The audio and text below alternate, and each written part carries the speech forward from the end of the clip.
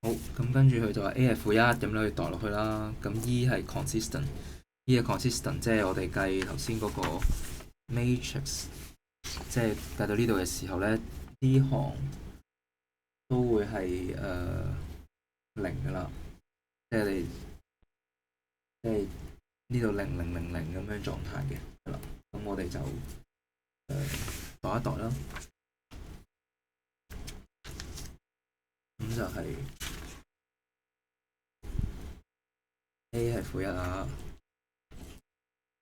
咁第一行就應該係1 1 1 2啦，1 1 2，跟住就係零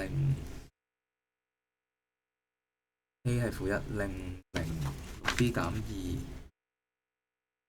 負一。咁第三行就係零零負 B，零零負 B 同埋負1/2。嗱，去到呢個狀態啦。嗱，要呢個兩個都係零，我哋就做啲嘢啦。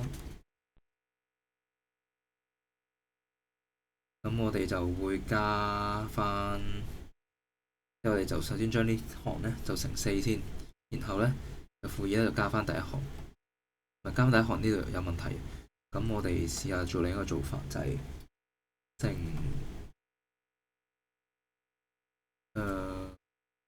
我哋要抵消呢個，咁我哋就乘2，然後咧就減呢一行啦，減呢一行啦。咁我哋就咁樣啦。R3就乘2，然後就減 row 2，咁就擺翻落 row 3。咁呢個就零啦，零啦，零啦。咁呢個啦，乘2就負2B，負2B 減咗呢個咧就係負4B 加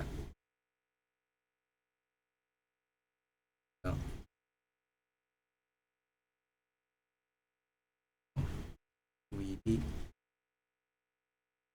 呢度 6B 減呢度負1，1 1 1 0 0。